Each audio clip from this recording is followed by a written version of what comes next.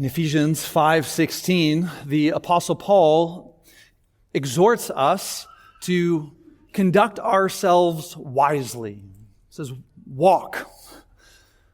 Reflect on how it is that you behave, how you operate in this world. Walk wisely, redeeming the time. One application of this that I would make for us here on this sportsy weekend with the Olympics just starting with the opening ceremonies on Friday evening and with the Super Bowl here this afternoon, the application I would make of that exhortation of the Apostle Paul to redeem the time and so walk wisely is in regards to youth sports. The tide of our culture would sweep us up with the pressure to say that our lives should be oriented around, with our families, with our children, with all of our nights and weekends devoted to youth sports. That's the cultural pressures and the waves that we are very easily swept up in.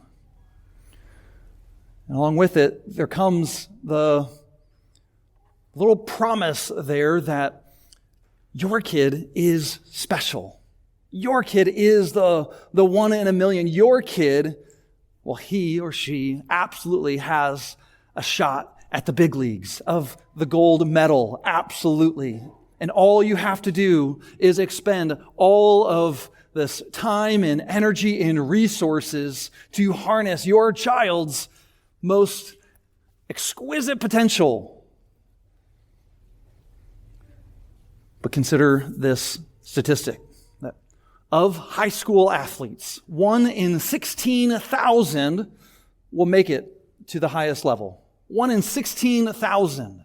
That means that your child has a much greater potential of being struck by lightning over the course of his or her life than making it as a professional athlete.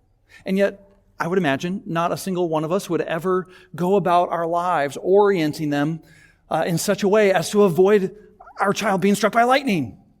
We wouldn't spend exuberant amounts of money and time and forego all kinds of other good and vital things to avoid getting struck by lightning, and yet so easily we get caught up in what our culture would disciple us in and devoting ourselves to youth sports.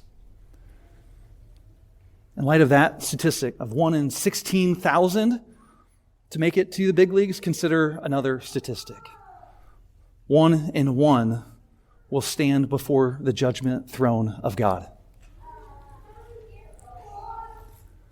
Orient your life, devote your energy, expend your resources for that day, not looking merely for what this life might deliver to you, but that you might stand with confidence in the righteousness of Christ, that your child, that you would give yourself so that your child might stand able and well fitted for that day.